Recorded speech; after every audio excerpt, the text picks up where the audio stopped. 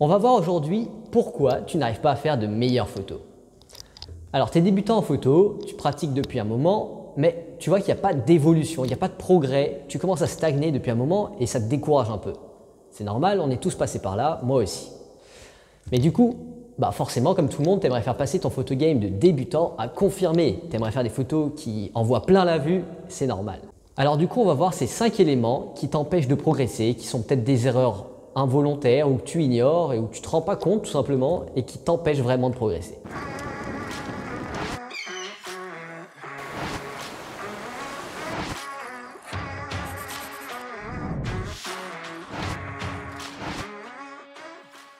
Tu as dû remarquer, on a changé complètement d'ambiance aujourd'hui grâce à cette nouvelle lumière.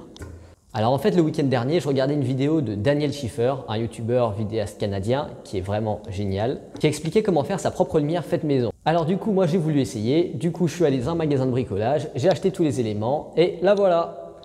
Je te montrerai bien à quoi elle ressemble, mais c'est pas possible, sinon tu me verrais plus, on serait dans le noir. Donc du coup, je vais faire une petite story sur Insta pour que tu vois le résultat. C'est très artisanal, un peu dégueu même, mais le résultat est plutôt pas mal, je suis content. Donc n'hésite pas à faire un tour, tu vas voir l'envers du décor. Bon, on attaque, on va voir les 5 choses que font les débutants qui les empêchent de vraiment progresser. C'est parti! La première raison pour laquelle tu n'arrives pas à faire de meilleures photos, c'est parce que tu utilises encore le mode automatique.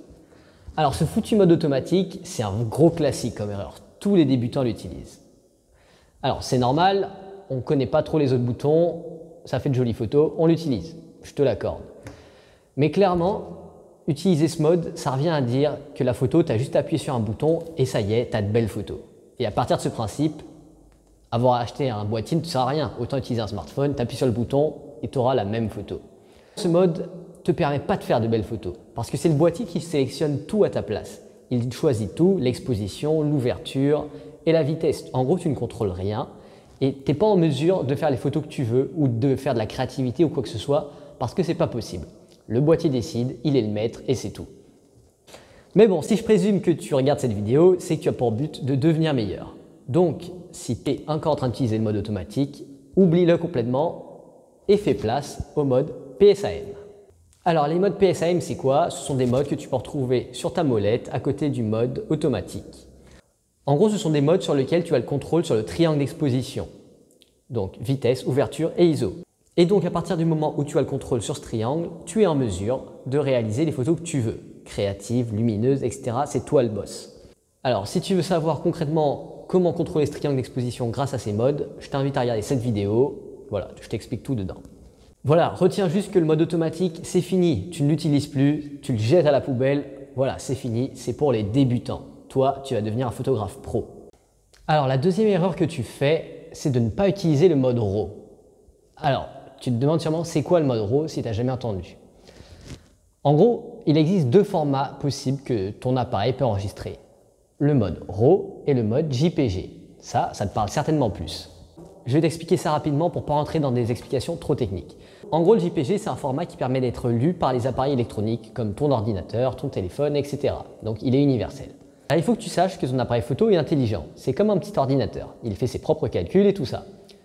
Donc, quand tu choisis le mode JPG, ton appareil photo calcule pour que ta photo soit justement avec une bonne netteté, des bons contrastes et des belles couleurs.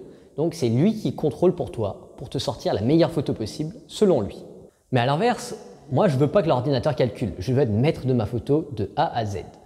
Du coup, je vais utiliser le mode RAW. En gros, le mode RAW, c'est un format brut. Ce qui veut dire que l'appareil ne calcule pas le contraste, ni la netteté, la saturation. C'est moi qui contrôle tout sur ma photo. Je ne veux pas que l'appareil fasse la moindre touche à ma place.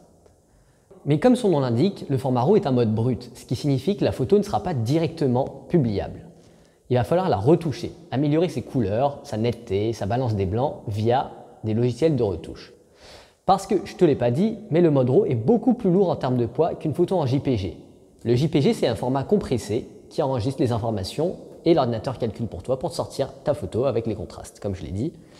Mais le mode RAW, lui, il ne calcule pas. Du coup, il enregistre un maximum de détails pour que tu puisses les retoucher après. Donc voilà la grosse différence entre le JPG et le RAW. Le RAW est beaucoup mieux que le JPG pour avoir une photo plus belle, avec plus de détails, plus enrichie, que tu vas contrôler de A à Z. Mais il va falloir absolument que tu la retouches cette photo.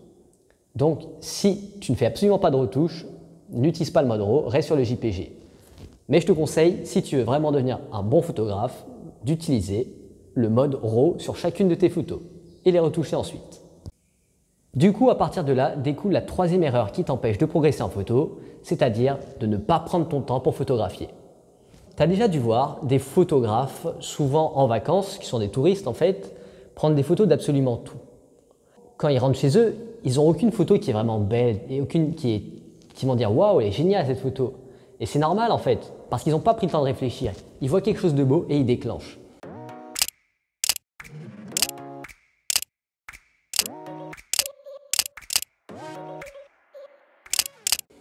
La photo, c'est pas juste appuyer sur un bouton. Au-delà de l'aspect technique, c'est d'être créatif, de réfléchir sur comment sublimer le sujet, comment mettre en avant, comment transmettre un message ou une émotion à travers ce que je fais. Peu importe que ce soit du souvenir, que ce soit pour être créatif ou peu importe. Tu dois prendre le temps de réfléchir, c'est primordial en photo. Une photo à l'arrache, tu peux être convaincu que c'est une photo qui est ratée. Tu dois prendre ton temps en photo. Avant de déclencher, tu dois déjà imaginer qu'est-ce que tu veux faire comme photo, à quoi va ressembler le résultat.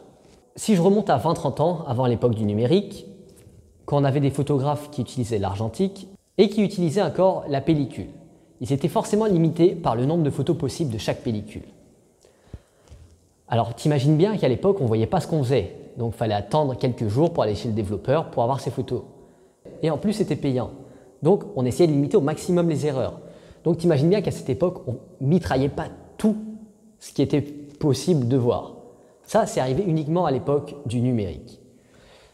Mais ça ne sert à rien de mitrailler, comme je te disais. Le but, c'est vraiment d'avoir de belles photos. La qualité va primer sur la quantité.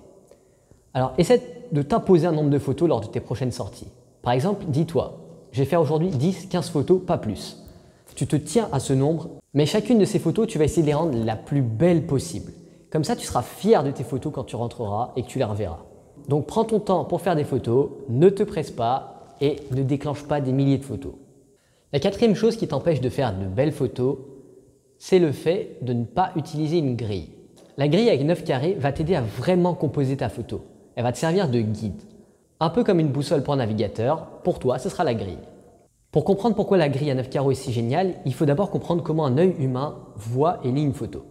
Que ce soit toi ou n'importe qui d'autre, c'est inné, intuitif même, de lire une photo en forme de Z.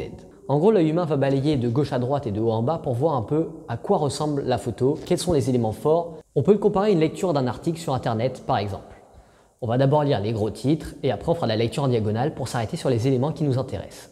C'est pareil, l'œil humain va d'abord regarder la photo rapidement pour voir les éléments forts, qu'est-ce qui l'intéresse, qu'est-ce qui l'intéresse pas, qu'est-ce qui capte le regard ou non.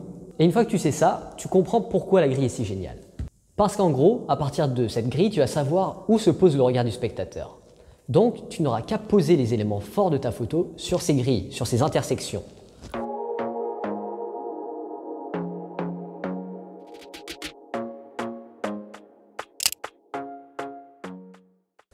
À chaque intersection, c'est un point fort du regard. Donc, si tu veux capter le regard de ton lecteur, tu as tout intérêt à placer chaque élément fort de ta photo sur ces lignes. Et c'est comme ça que ta photo va prendre plus de force.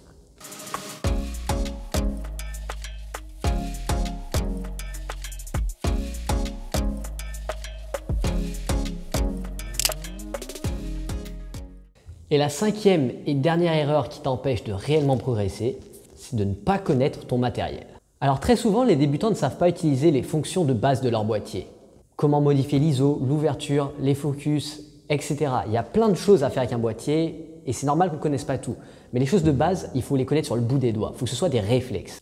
Alors pour ça, il te suffit juste d'une petite heure à prendre ton manuel, le manuel d'instruction de ton boîtier. Et aussitôt que tu les lis et que tu les apprends, tu prends ton boîtier à côté de toi. Et tu t'entraînes, tu essaies ce qui est dit, tu cherches où sont les boutons, comment ils fonctionnent.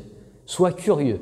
Et c'est comme ça que ça deviendra un réflexe pour toi de connaître ton boîtier sur le bout des doigts. Et c'est le cas de le dire. Voilà, juste une petite heure, pas plus, pour lire ton manuel et t'entraîner avec ton boîtier depuis la maison. Et franchement, les résultats sont garantis. Voilà, si tu es débutant, maintenant tu sais comment améliorer ton photo game. Tu connais les mauvaises habitudes que tu dois oublier, celles que tu dois prendre en bonne habitude et de nouveaux outils qui te permettront de sublimer tes prochaines photos. Donc maintenant, à toi de jouer. Mais avant de partir, j'ai un cadeau pour toi. Tu veux un e-book gratuit pour apprendre les 5 grandes bases de la photo. Alors j'en ai créé un et tu peux le télécharger juste avec le lien qui est dans ma bio. Donc profites-en, il est vraiment fait pour les débutants et il est le plus clair possible. Et profites-en pour t'inscrire à mon Instagram, je donne souvent des tips, les coulisses des photos et tu verras mon travail en plus. Allez, on termine là-dessus. Du coup, je te dis ciao, à la prochaine vidéo.